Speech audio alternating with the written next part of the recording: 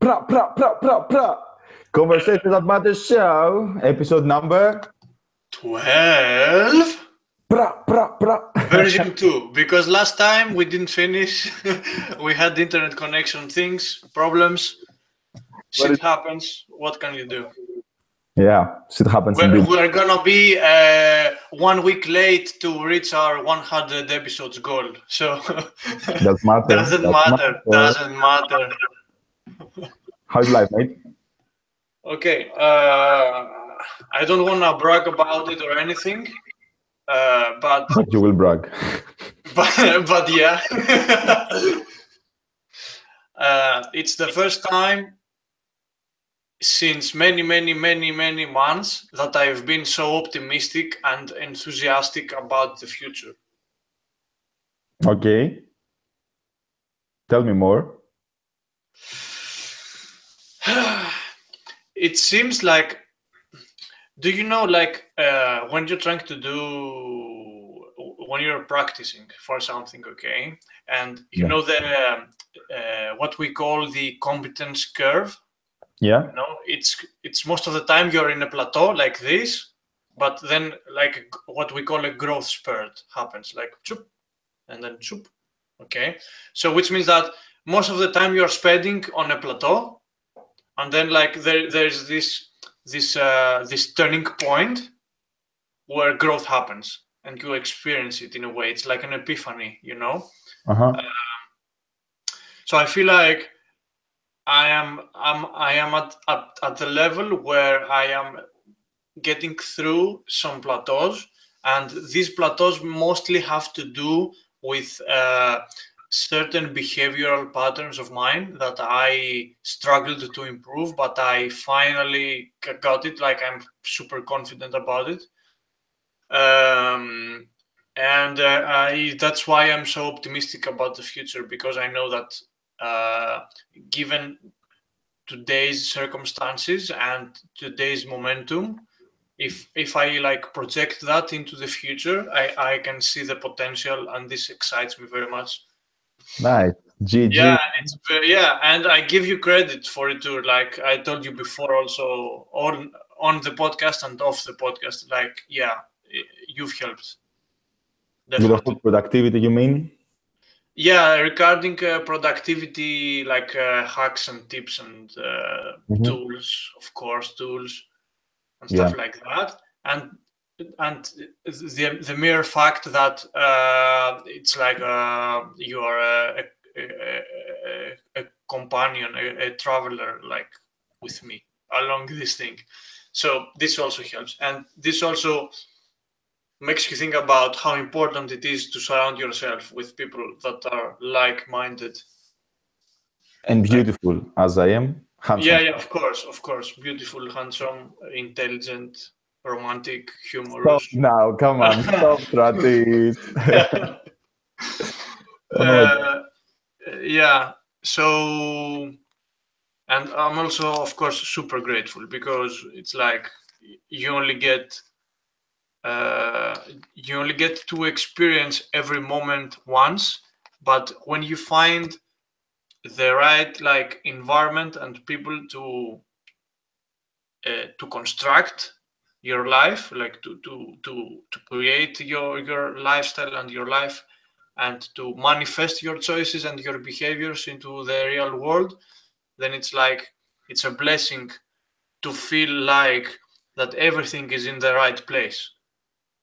You know, there is no chaos that's happening in your mind about what goes where and what means what. And this gives you like a sense of peace and a clarity of mind to keep moving forward with the least amount of unnecessary resistance, which is very important. Wow. Yeah. I'm super excited. I have no words. Like, I hope that the lessons from Stoicism will help me keep grounded, because I feel like I'm lifting off the ground right now. Really. Dude, yeah, especially on that, I agree. Like, this will be always a problem of mine, but I'm not struggling, but I really try to work this thing out. I think the line between self-confidence and arrogance is very light.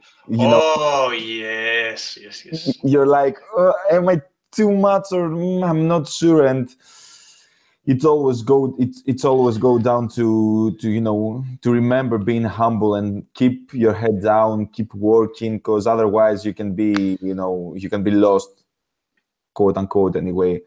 And humbleness is one of the traits that I really try to implement, and that's why I like having you around, having other friends as well. I think, as you said as well, let's repeat that you are indeed the average of the 5, 6 maybe people you spend the most time with, because Yeah, if you completely. yeah. If you were like a guy who was like, all the time giving me positive feedback and telling me, yeah, man, you're so good, you're great, yeah. The ego will be like, grand, that's friends, bigger and bigger and bigger and bigger, and eventually you can lose yourself. Whereas if you remember that you're just a guy, and if you keep yourself humble, I think better things coming. Yeah, I agree. And this also applies into all of the areas of your life, right?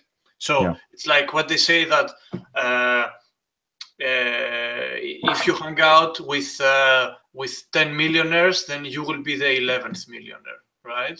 If you Yeah. hang out with 10 homeless people, then you will be the 11th homeless person. So, and this applies to everything. Like if you hang out with 10 obese people that are couch potatoes, you will be the 11th one. If you hang out with 10 athletes, then you will be the 11th one.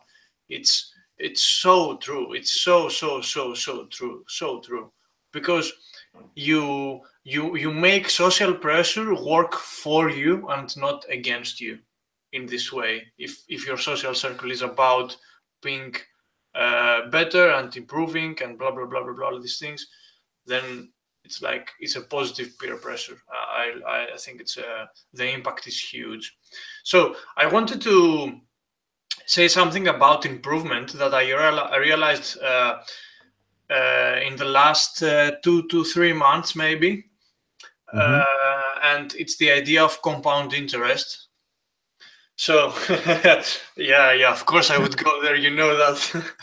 I was like, okay, when is he gonna talk about compound interest? Yeah, Before exactly. you say anything, who said what about compound interest?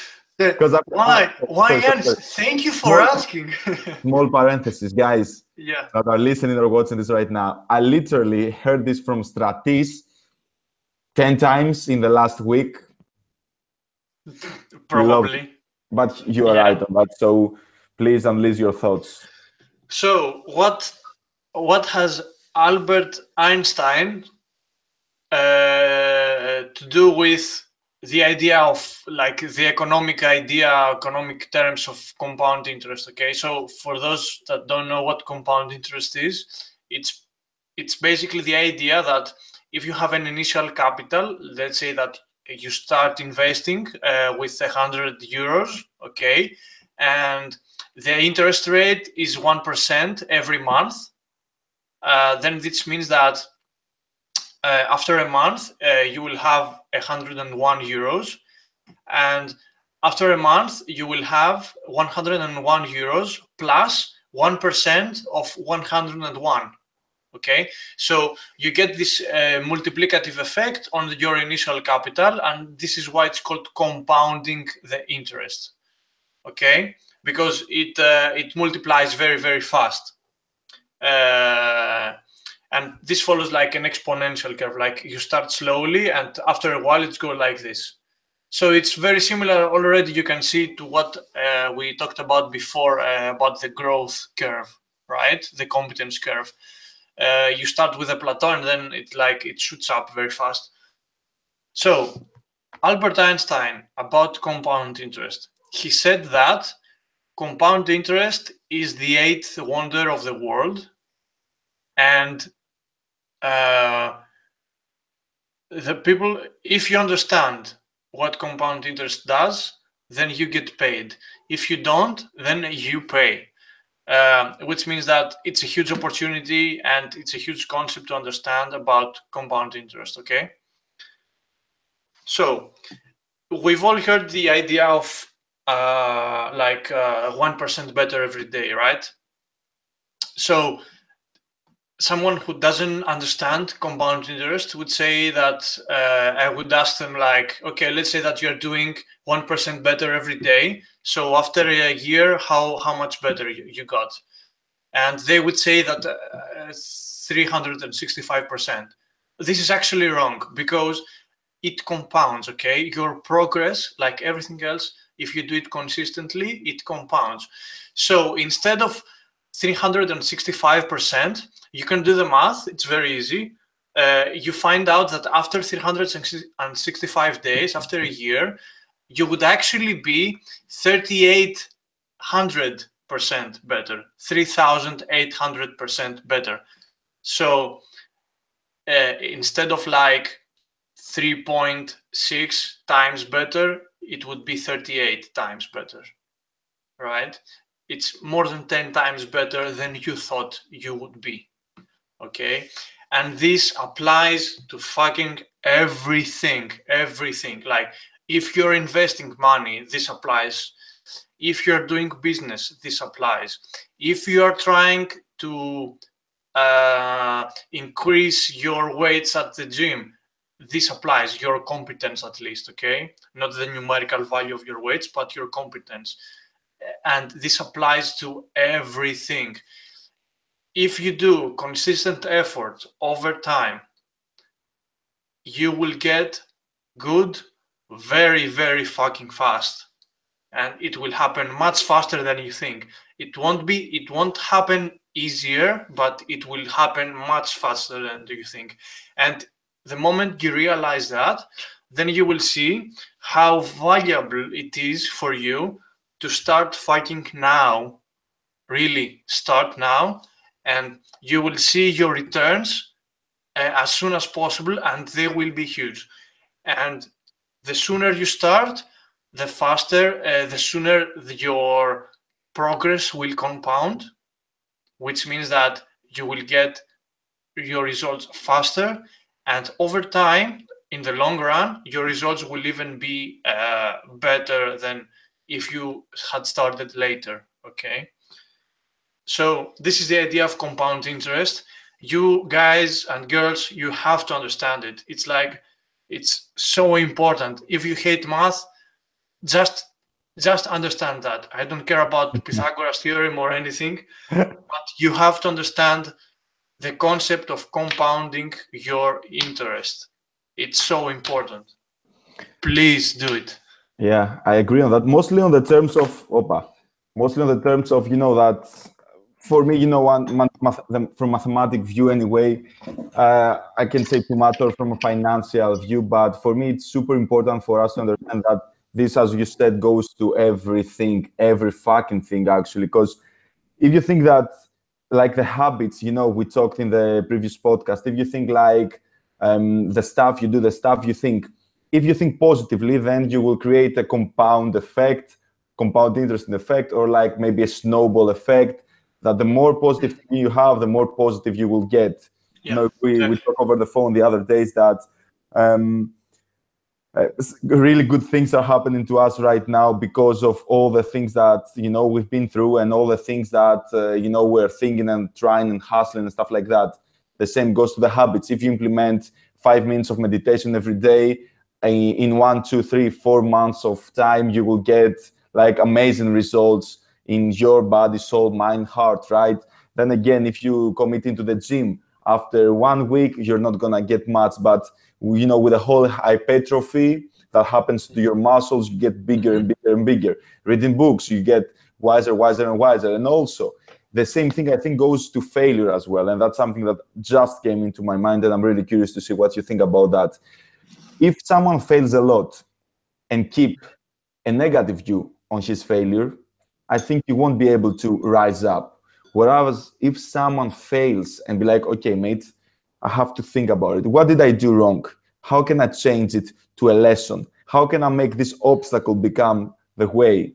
and start building on that more and more and more, then anything in your life, whether it's bad or good, if you implement something positive and work and hustle towards it, you will definitely get the results that you need, that you deserve, that you can acquire. What's your view on that? Yeah, it's true. It's true. It's true because you hit on something like from different angles, and eventually you get it right. And then after that, there is the upward spiral. And another thing I want to say about compound interest is that because of the nature of the mathematics behind it, like because of the rate of how fast you can grow given the time, this goes to mean that it doesn't matter how well you start off with, like your initial circumstances, like they don't really matter in the long run, right? Because if let's say that I have 100 euros to invest and you have like 10,000 euros to invest, okay, so you have 100 times more like better circumstances than me, right? Yes, at first you will comparatively gain more money than me, okay, in absolute terms, but like after 30 years we will both be fucking rich, even though you started with 100 times more money. You will still be richer than me, but that's not the point, because we will both be far more more successful in a way than the rest of the fucking population that just sits on their ass and does nothing about it and does not exploit the fact of compounding their interest. So important. Like, I will preach it until I die, because I know that these things apply. Like, this is a universal principle. It's a law. It's mathematics. And since I have a background like that, I can appreciate the validity and the truth behind it. And I swear to you that from now on, I will be fucking preaching about compound interest like my life depends on it. I promise. Okay. Okay. Yeah. Bring it on, mate. Yeah. I Yeah. agree. So good. So Definitely. good. Really. Any other thought for what happened to you in the last days? You were telling me something about you discussed with our mate Steve before. Yeah. He was telling me about like a thing he was struggling with his colleagues, and it was like a thing about people not working together in the right way. And by this, I mean that they didn't have like a common goal, and the leader of the group didn't um, didn't care for the team too much, but he cared about his vision too much, in a way that caring for the vision removed from the quality of the relationship of the team. Okay. Okay, so, and this brought to mind a book I've read on leadership, which is called Tribal Leadership. And it's essentially a book that categorizes all organizations and teams into four categories. The first category is a team where nobody wants to do with, like, nobody wants to do their job, and like it's a very basic level team. Let's say, for example, um, typically speaking, like the team at your local McDonald's, like everybody's bored of their job, most likely, and nobody is striving to do something better, and they're doing minimum effort to get minimum wage, which is this completely makes sense in a way. So this is like a type 1 team. the type 2 like tribe, let's call them tribes for now. The type 2 tribe is a tribe where people thrive to do, like, they try to do better, but they do so in a intra-competitive manner. So let's say that we are both on a team and I want to do better for myself, but the way I'm going to do that is by bringing you down, even though you're on my team. Okay, so let's say that we are like a salesman on a company, and then the boss asks for a report, then I will say that I did this and this and this. But on top of that, I will like actively try to sabotage your efforts in order to seem better. Okay, so this is like a type 2 tribe. The type 3 tribe is a tribe where I have personal aspirations, okay, and you have personal aspirations as well, but these aspirations align with the like the mentality that if I gain something, then you gain something, and the team gains something, right? So it's like I protect my interest, okay. I depend on you to give me more value, but you also count on me to bring you more value. So it's like a win-win situation for both of us. Sounds Okay, good. and Yeah. for every other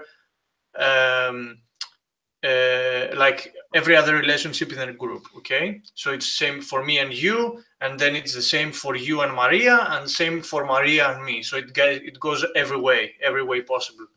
Okay, the fourth type of tribe is a tribe where nobody cares about their personal interest, and they all seek to like to realize the company's or the group's vision.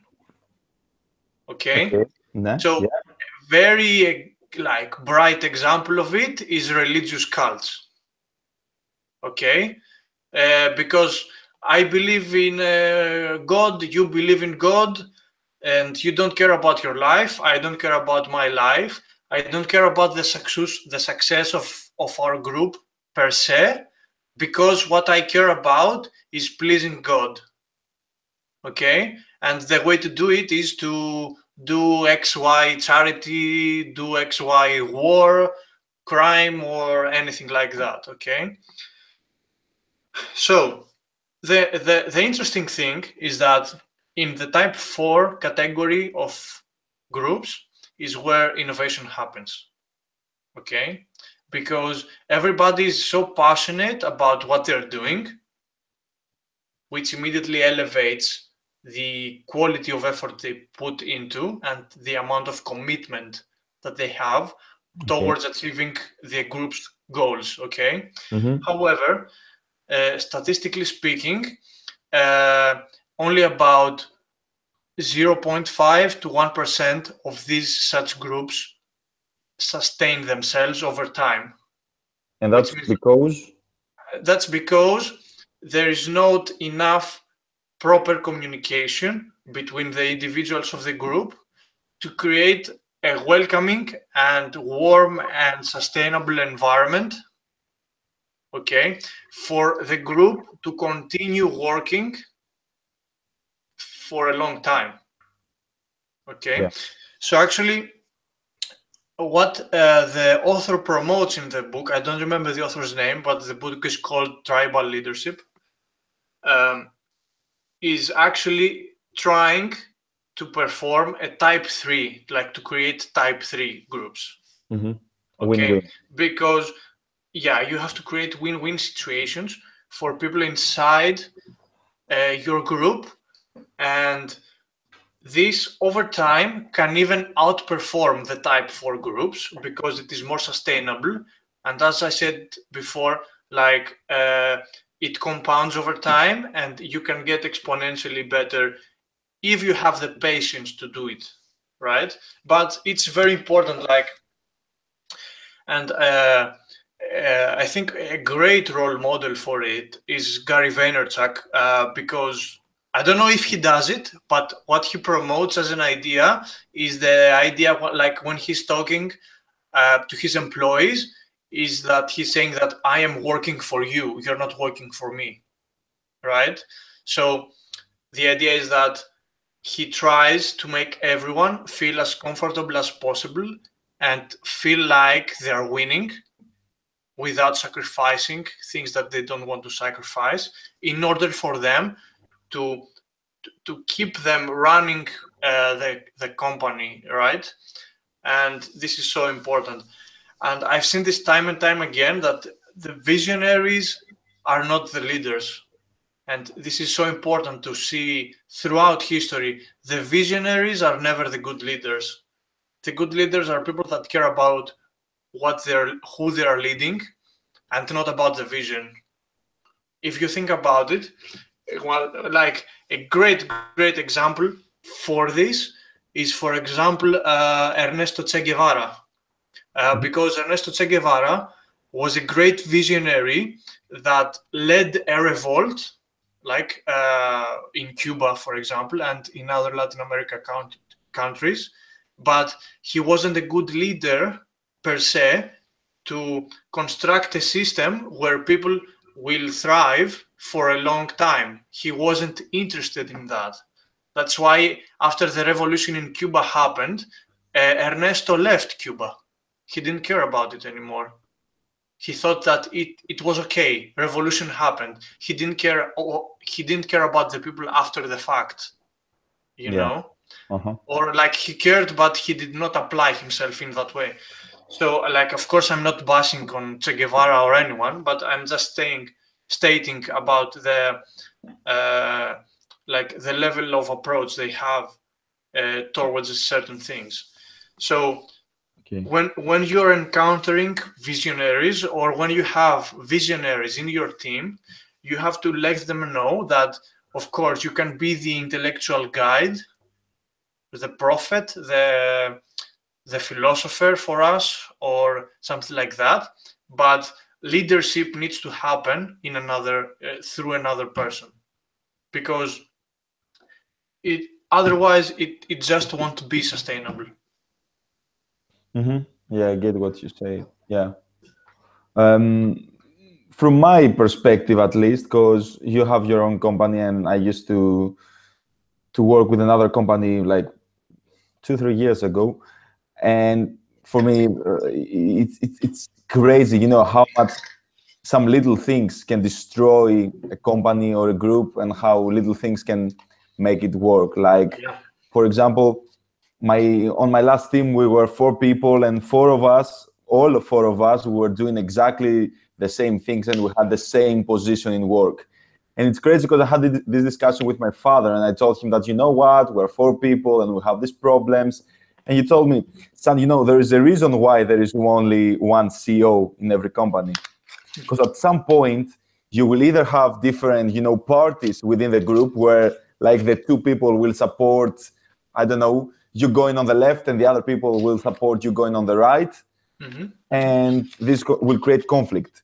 Whereas if you have one person in the leadership and all the rest work is for him, sorry, then it will be easier to say what work needs to be done, say who is doing what, when things have to happen, and etc etc etc. So it's important what you said, like, and especially if there is not a win-win. That's a great insight that you just gave me. If there is not a win-win situation, then at some point people will either get bored, or will either get like frustrated from the results, from the attitude, from everything. Exactly. And that's why, as we discussed and we praised Gary Vee so many times. Okay, I think Gary Vee is good in what he's doing, and has a lot of people working for him and being really passionate about them, because he supports them, and not only in a in the theoretical way. I saw one of his videos that he said that on his birthday, if I'm not mistaken, he bought flowers for all of his employees, and he has like a 200 employees. I don't know. Like, when you receive um, gifts, or even like a word of, you're doing a good job from your captain, from your chief, from your, CEO. It makes everything differently, because you don't have like this, fake relationship that I'm the captain, you do what I say. It's like, no, we are working here together. I want the best for you, in order for me to be able to have the audacity to ask for the best, to ask for the best out of you. Yeah, exactly. So I think that's one of the reasons why, startups and companies and groups and teams and, all kind of stuff are failing, because there is like this misconception in who is doing what, how many people are in charge, and how someone can change a vision, from a vision into something actionable and something big and impactful. So GG, man, agree as well Yeah. as always. Yeah, we need to disagree on something sometime, probably. Yeah, but it's good agreeing on the podcast. Yeah, yeah. Let's keep it politically correct here. Often I will say the rest. Yeah, yeah, yeah. The rest is for the audience's imagination, I guess. I think that's better, because it's good having their own, food for thought, and Hmm. interpreting things as they want to. Yeah, exactly. Yeah, it's very good. It's very good. So And yeah, this is about leadership. I have a question. Hmm. Nothing to do with leadership, nothing to do with compound interest that we discussed before. Of course. But 2017 is about to end. Pra, pra, pra, psh. And I'm very, very, very, very excited, because 17 was great. Apart from some difficulties that I encountered, as anyone, right? But 2018 is coming, and I have so many people that are telling me, dude, 2018, new year, let's crush our goals, let's make 2018 times better than 2017. And now I'm gonna start writing my goals and make my new year resolution and yada yada yada yada. But what do you think, that should people wait for the 1st of January to make their New Year resolution? And even if they do, how many people do you think, out of curiosity, because from my perspective, from my experience, and from the people I surround myself, I've seen so much that the moment they start the New Year resolution, they will keep it for 1, 2 months maybe, and then done. 2 months is too much. You're exaggerating for 2 months. So yeah, Usually what it's like 2 weeks most 2 of the weeks, time. even Three worse. weeks maybe. Yeah. People start, writing their goals and follow their hearts and dreams after the 1st of January, or should they start like now? Yeah. Now is always the best time, right? Because of compound interest. So it's I don't see how that's wrong, right? Yeah. I just told you before why it works like that. So starting now is always better than starting tomorrow. Okay. Of course, there are some practical aspects to it, and it's very difficult for you to start at the moment if the circumstances don't allow it, to be honest. But what I don't like about the culture of goal setting, New Year's resolutions, motivation, New Year's motivation, and stuff like that, is that it's based on external outcome. This is what I don't like. And I don't like to set goals in a way that, for example, I say, I don't like to set goals for my end result. I like to set goals for my progress and for my process and for my habit. Okay, which is so much more manageable in a way, and it's also so much more tangible and realizable. Okay, so let's say that you are fucking fat, okay, and you want to lose. Yes, yes, Yeah, yes. yeah. Thank you. uh, let's say that you're fat and you want to lose weight, okay? Uh, this means that you're gonna say yourself, typically speaking, you're gonna say, I want to lose 30 kilos by the end of 2018. Yeah. Okay, that's legit. How the fuck are you going to do that? Right? It's like you already go and see the top of the mountain without even seeing what's in front of you. Like, do you know if that's even like a pragmatic goal? Like, can this actually happen by nature, by physics? Right? Can you know that this happens? If you break your leg, will this happen, for example? Right? Mm-hmm. It's impossible to tell. And Of course, of course. and 30 kilos to lose in a year, you can do that, maybe you can't do that, but it's also one of the most typical examples of goal setting, right? There are other goals that are far more complicated than that, numerically speaking and conceptually speaking, right? And the important thing to realize that is the moment that you've set a goal that you don't understand the process behind, you've already lost, because you don't understand. You cannot improve what you don't understand, right? But what about if you set a goal that for 2018, out of 7 days of the week, I'm gonna eat 5 salads every week. Now I'm eating 0 because I love McDonald's, but what I'm gonna do is like eat 5 salads per week for 1 year. Right? This is so much more manageable. You know how to eat a salad. You know what a salad is, and you can tell if you ate 5 salads or not in a week. Right? What's the miracle?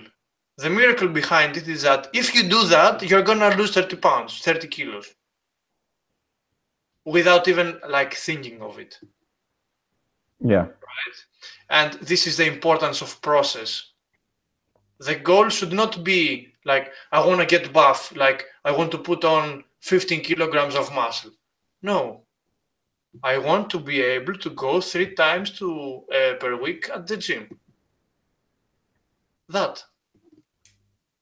Can you not do that? Do 2 times per week. Can you not do once per week? Once per 2 weeks? Once per month? You know, one is greater than 0, but you have to focus on the process, not on the goal. This is so important, because the process, you can manage it.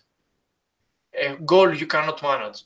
Like, let's say that you have the financial goal of building a wealth of 100,000 euros in 2018. How the fuck are you going to do that? Right? But if I tell you that, Yannis, you have to make 10 pounds per day. Yeah. Then it's Right? For 365 days, you would have made like 3,500 pounds, right? yeah. Which is greater than 0. It's less than 100,000, but it's greater than 0. But you can also easily find a way to make 10 pounds per day. You can go, like, I don't know, go run errands for all ladies in Manchester, and they will give you more than 10 pounds per day. You know, And but cookies and tea. when you think big, you lose touch with reality. And when you lie to yourself like that, it's like you are shooting your own foot, essentially. And this is what I don't like about vision boards and goal setting and aspirations and dreams, fuck that thing. Like, I have zero respect for it because I tried it and it doesn't work. I don't know anybody who works like that. You have to put in consistent effort, minimal Yeah. effort, simple Yeah. effort, bite-sized effort over time, which of course compounds, and then you will see the result that you deserve based on what you do, and not the result that some guru or some bullshit society or family told you about that you need for yourself. It's so important. And when you do that, okay, let's say that you get into the process of eating 5 salads per day for a week. It's also equally easy to say that, okay, now I know how to do 5 things, X amount of things per week. Let's try not only to do salads, let's also do chicken breast. Why not? Right? And this compounds and this creates lasting growth, which is the more important thing. Yeah, momentum and stuff. I would add on the whole goal setting. I kind of agree, apart from one thing. I would say that someone needs to put goals, but first he needs to find the, a realistic end goal, like, having a great vision. For example, I want to make $1,000 per year. Okay, good. And as you said, you need then to reverse engineer and recontextualize what will be the steps that you will have to take in order for you to get to those 1,000.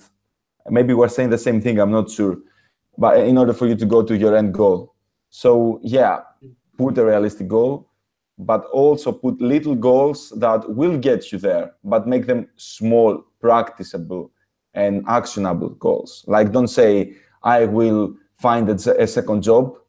Say, no, I will, every Friday and Saturday night, I will work as a bouncer. Yeah, exactly. Done. Exactly. Every Monday, I will work on online cryptocurrency. Cool. Every Wednesday, I will do, I don't know, speaking gigs on the School of Law, whatever. Find the steps that you need to take in order for you to go to your final destination and to your end goal. Yeah. Yeah, of course. And I think it's also very, very, very common, and I've seen it a lot of times in me and in friends, that your goals also change over time, right? So you also need to have an open mind about it. Maybe you didn't want to lose 30 pounds because when you got to minus 15 pounds, you realized that you really like to do strongman training, which requires you to be big. So you don't want to lose the weight now. You want to just convert it into muscle mass and go in a strongman competition or whatever, And there are like a million of examples like this. Your goals change every time. And this also depends on the depth of knowledge you have for the process that you are in. Right? Because true. If I am engaging in a process that will bring me money, then I may find out that I don't like that specific process to make money, which is like the source of all unhappiness is to do work that you don't love just for the sake of money. Like one of the biggest mistakes. Like, you don't get your time back, man. What you're doing. So, and you may realize sooner than later is that like you don't want to do that. That wasn't you, right? Maybe you're not like the type of character, depending on your psychology and your value system, that wants to work to make 100,000 euros, right? You may reach like the threshold of 50,000, and then you realize that your life sucks because like you don't have any work-life balance and you hate it, and you just hate it. So you have to be very aware in every step of the process. And even if you have a vision for yourself, you have always to ground it down to the exact moment that you're living. You have to be very, very careful about it. Micro steps. It takes micro steps. Yeah. Have a question from a friend of ours that is watching the podcast. Hey, do you guys think the sort of American dream way of working your way through a company that's dead now with the sheer size of companies?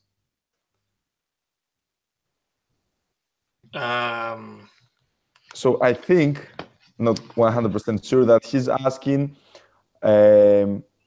about the fact that people are trying to create a company, even that because it's cool or modern, or yeah, hustling is awesome, because of this philosophy that in order for you to be successful, you have to have a company. Now that it's popular, now that people are engaging with that, you need to do the same, or you need to go to America for you to achieve your goals and become big. I think he meant about climbing the corporate ladder in companies that are dying. I think that's what he meant. I'm not sure though. I didn't understand the question. But yeah. I think that for what you said, you should say, like, for your assumption. What do you think about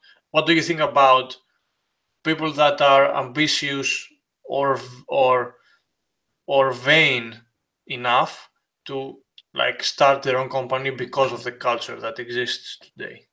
I think that if they do it because it's popular, they will fail. If they'll do it because pretty straightforward. If they'll do it because they have this great need inside them and they want to make an impact and they want to help people, this will definitely work, because no matter what, no matter how many times you fail, no matter how many times your company might bankrupt, you will always get back and you will always find new ways to stand up and do one more try. And that's the thing that matters. I think, having a talent is great. Having a team is great. But if you're doing this because it's cool or because it's trendy, you're 100% going to fail. Because there will be the hard times. There will be the times that you will have no appetite to work and hustle and stuff like that. And if you don't like the process, you're not going to get the result. Exactly. With my hand on my heart, that's what I believe, and that's something I really try to avoid for myself and people that are next to me. If I'm doing something, like if I start a relationship with a girl because because I think it's cool for my friends to say, "Oh, Yannis has a girlfriend." Yeah. This relationship will fail. But if I'll do a relationship because I'm in love with this girl and I really want the intimacy and stuff, then this will work. If I hang out with some friends because they have good connections to club and I want to party, this will fail. But if I am with friends because I like how they think, how they speak, how they talk, how they behave, what their energy behind what they do is, then this friendship will work. If we're doing the podcast together, if you were a guy that I don't like as a person, this could never work. This would be always awkward. very awkward. But now that we're doing the podcast together, we're talking every day, we are discussing, we are friends, we are chilling off camera, on camera, on beats, out of beats, next to sisa, with smoking, without smoking, in the car, blah blah blah blah, then there is this real relationship that will work. And exactly as human relationships, I think the same goes with companies, because companies, even though some things can be automated nowadays, but companies have this thing as like their key, like people. Companies need people to work. And if the people have a bad relationship between them, the company will be demolished, I guess. What do you think? I agree. Not much more to add. I think that if you don't get your motivations right, like why you do what you do, then it's not the thing that the relationship will fail or the company will fail. You are failing yourself. Like if you're not telling the truth to yourself, then you are failing. You are completely failing. If you are bullshitting yourself, you are failing. It's it's on you. It starts and it ends with you 100% of the time. And this is very interesting because I just remembered the thing about what like when we cheated on tests on school, right? And they caught us, our parents or our teachers, like they often said that you are not fooling me, you are fooling yourself, right? It's like, which at the time, of course, we did not understand because we don't, we, when you're young, you don't understand the reality very well, right? But if you look at it now, it's like, yeah, of course I was fooling myself. Like, what was the point of doing that? To do what? How am I winning like that if I am cheating? And what makes me better? Like, there's no progress to that. Like, it's like taking magic pills that don't really exist and don't really help you and that give you short-term results with great cost that you also lose after a while. So you don't get results and you lose what you invested in the first place. It's such a bad approach. Yeah, You can never escape the reality that that is, and you cannot escape the truth that is your own truth. If you don't live by your own truth, as a individual, as a group, as a company, as a country, as a culture, as a family, if you don't live by your own truth, then you are failing your own self. It's one of the fundamental, I think, laws of nature, and it it 99% of the time it will bite you back in the ass. I think you yeah, will pay. You will pay eventually. You will pay. You will either pay in terms of regret, you will pay in real terms, like they find out about what a fraud you are and how untruthful you've been. Uh, it's like you can pay your dues in so many bad ways like that. You have to be truthful. definitely. Yeah. And especially what you said about the cost, that at some point you will have to pay the cost of your actions. So if you want to accept, because there will be some cost either way, even if it's something you like or you do not like. So if you are willing to pay the dues and the cost and all these things, you might as well do it for something that matters and not for something that is cool, trendy, or you're supposed to do it because that's what companies, friends, society, social circle dictate to you. Mhm. Do the things you like, and if you like them, you will, be all right to face the danger and the risks and the pain that goes with it. Mm. And I also want to add, don't be frightened by what we're saying about that you will pay, because if you do the right thing, you will also get paid, right? Mhm. So True. it's not like life is there to take from you, okay? Even though you're gonna die, which like you lose everything, but before you die, life is not there to take from you. Life is there for you to uh, life and nature, they multiply what you give. If you give crap, you will get multiple crap back. If you give good things, then you will get multiple things back. You reap what you sow. It's like a natural system. This happens everywhere, and this manifests from the smallest to the biggest things. And it's not only that, I think that life is, even if life is hard, I agree.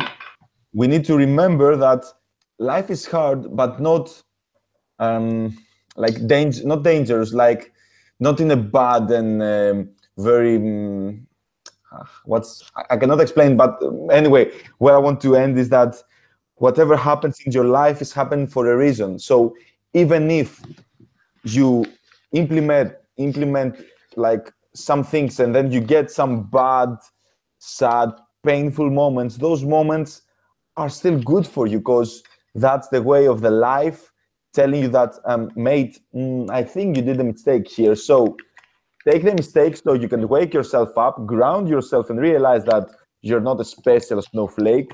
Learn from that mistake, move on, don't do the same things that brought you here, and then you will rise. So I don't think that thing is happening to us. Things are happening for us to learn, to grow, to understand, and rise and grind to a better self. Hallelujah. Absolutely. Let's end it here. Yeah.